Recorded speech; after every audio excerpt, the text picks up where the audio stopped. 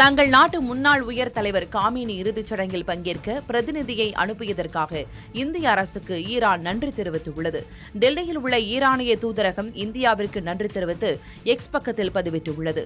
இதற்கிடையே அமெரிக்காவின் அச்சுறுத்தல் காரணமாக 13 நாடுகள் தங்கள் பிரதிநிதியை அனுப்பும் முடிவை கைவிட்டன அல்லது பிரதிநிதிகளின் எண்ணிக்கையை குறைத்துக் கொண்டதாக ஈரான் ஊடகம் ஒன்று செய்தி வெளியிட்டுள்ளது.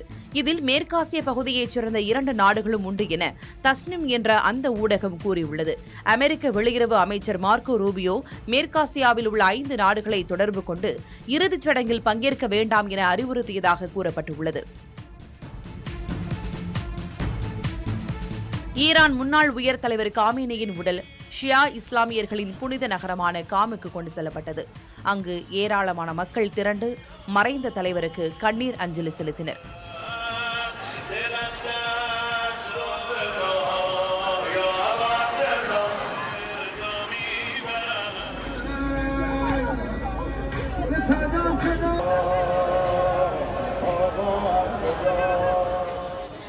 ஈரான் மீது அமெரிக்கா நடத்திய தாக்குதலில் கடந்த பிப்ரவரி 28ஆம் தேதி அயத்துல்லா காமேனியும் அவரது குடும்பத்தினர் சிலரும் கொல்லப்பட்டனர். அதில் காமேனி உடல் 4 மாதங்களுக்கு பிறகு வரும் வியாழக்கிழமை சொந்த ஊரான மஷாத்தில் நல்லடக்கம் செய்யப்பட உள்ளது. அதற்கான இறுதி ஊர்வலம் கடந்த 3 நாட்களாக நடந்து வருகின்றன.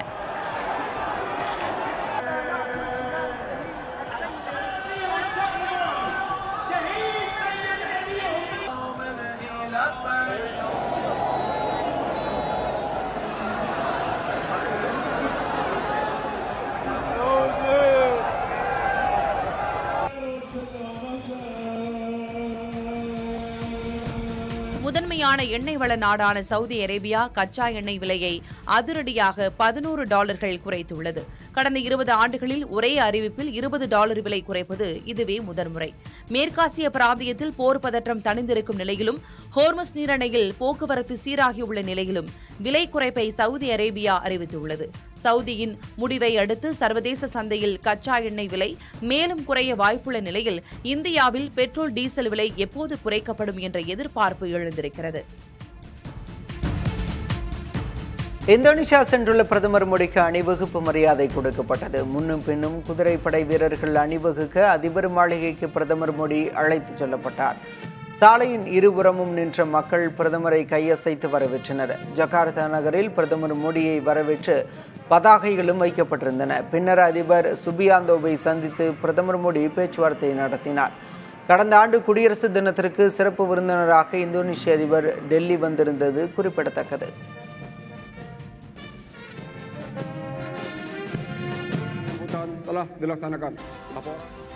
பிரதமர் மோடிக்கு இந்தோனேஷிய நாட்டின் உயரிய பிங் டாங் அதிபூர்ணா விருது வழங்கி கௌரவிக்கப்பட்டுள்ளது.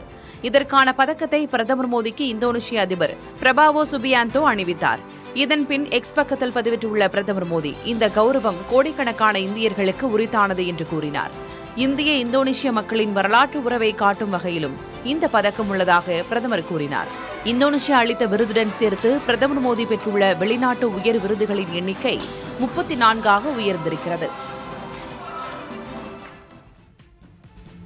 இந்தியா இந்தோனேஷியா உறவில் பொற்காலம் பிறந்துள்ளதாக பிரதமர் மோடி தெரிவித்துள்ளார். இந்தோனேஷிய அதிபர் சுபியாந்தோவுடன் பேச்சுவார்த்தை நடத்திய பிறகு செய்தியாளர்கள் சந்திப்பில் பிரதமர் மோடி இவ்வாறு கூறினார். முன்னதாக இந்தியா இந்தோனேஷியா இடையில் 12 ஒப்பந்தங்கள் கையெழுத்தாகின. இதில் இந்தோனேஷியாவிற்கு இந்தியா மேலும் சில பிரம்மோஸ் ஏவுகணைகளையும் அஸ்திரா ஏவுகணைகளையும் ஏற்றுமதி செய்ய முடிவெடுக்கப்பட்டது. சர்வதேச சரக்கு போக்குவரத்தில் முக்கியத்துவம் பெற்ற மலாக்கா நீரிணை அருகே உள்ள சபாங் துறைமுகத்தை 2 நாடுகளும் இணைந்து மேம்படுத்தவும் முடிவு செய்யப்பட்டது. இந்தோனேஷியாவில் அரிய வகை கனிமங்கள் உற்பத்தி தொழிலில் முதலீடு செய்யவும் இந்தியா முடிவு செய்துள்ளது. இந்தோனேஷியாவிலும் இந்தியாவின் UPI பணப்பரிவர்த்தனையை அறிமுகப்படுத்தவும் முடிவெடுக்கப்பட்டது.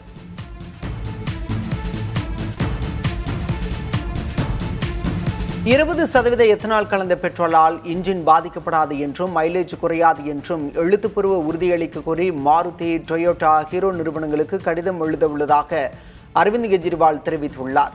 மைலேஜ் 10% மேல் குறைந்தாலோ என்ஜின் பழுதானாலோ வாடிக்கையாளர்களுக்கு இழப்பீடு தருவார்களா என்றும் அவர் கேள்வி எழுப்பியுள்ளார். எத்தனால் கலப்பு பெட்ரோல் ஏற்கனவே பல நாடுகளில் பயன்பாட்டில் இருப்பதாக மத்திய அரசு கூறுவது பாதியளவே உண்மை என்று குறிப்பிட்ட அவர், பெரும்பாலான நாடுகளில் 10% குறைவாகவே எத்தனால் கலக்கப்படுகிறது என்றார். மேலும் எத்தனால் கலப்பை விருப்ப தெரிவாக மாற்றக்கோரி பிரதமர் மோடிக்கு கடிதம் எழுத உள்ளதாக அவர் தெரிவித்தார். ராமர் கோயிலுக்கு காணிக்கையாக வழங்கப்பட்ட விலை மதிப்புமிக்க பொருட்கள் அனைத்தும் பாதுகாப்பாக உள்ளதாக அயோத்தி ராமர் கோயில் அறக்கட்டளை பொருளாளர் கூறியுள்ளார்.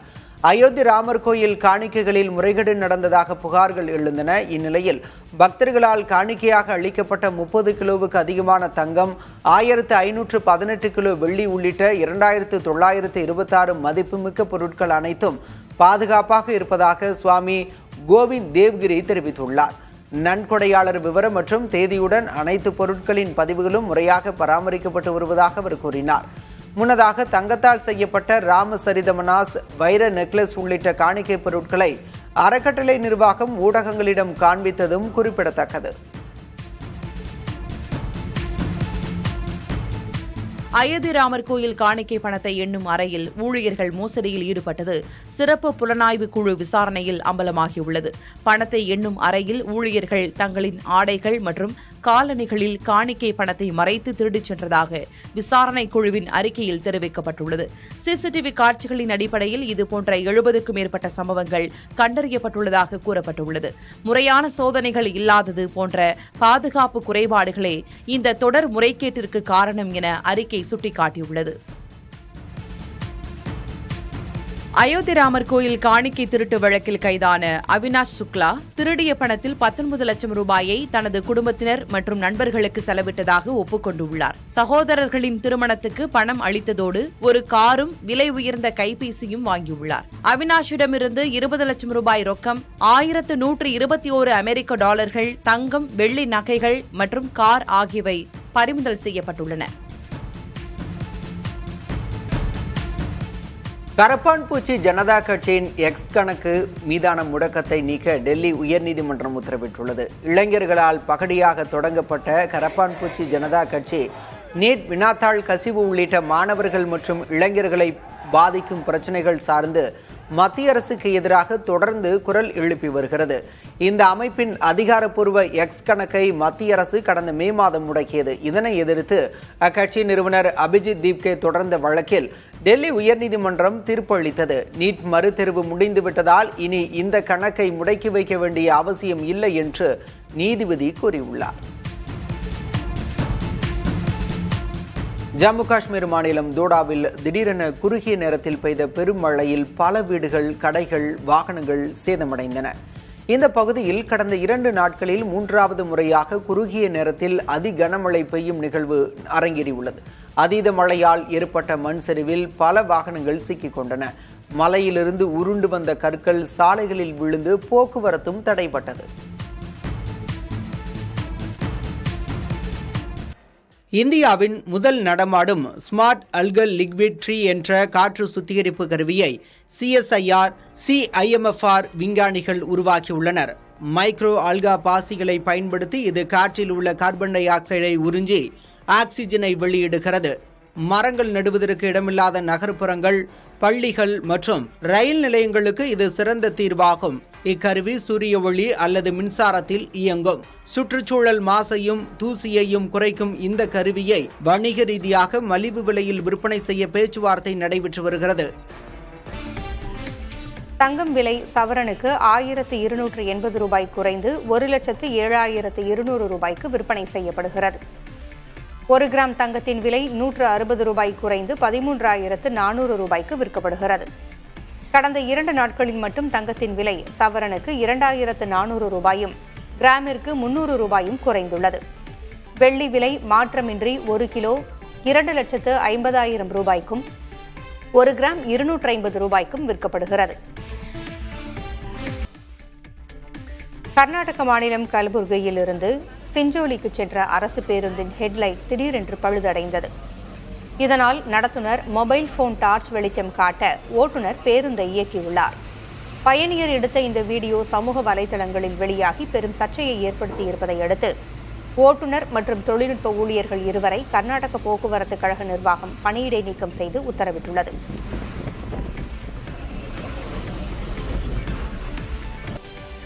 முதல்வர் விஜய் கரூர் செல்வதை திமுக தடுக்க முயற்சிப்பதாகவும் எல்லாவற்றையும் மீறி கரூர் மக்களை முதல்வர் சந்திப்பார் எனவும் அமைச்சர் நிர்மல்குமார் தெரிவித்திருக்கிறார். கரூர் துயரம் நிகழ்ந்தபோது இரவோடு இரவாக பாதிக்கப்பட்டவர்களை சந்திக்க முயற்சி நடைபெற்றதாகவும் கூறியுள்ளார்.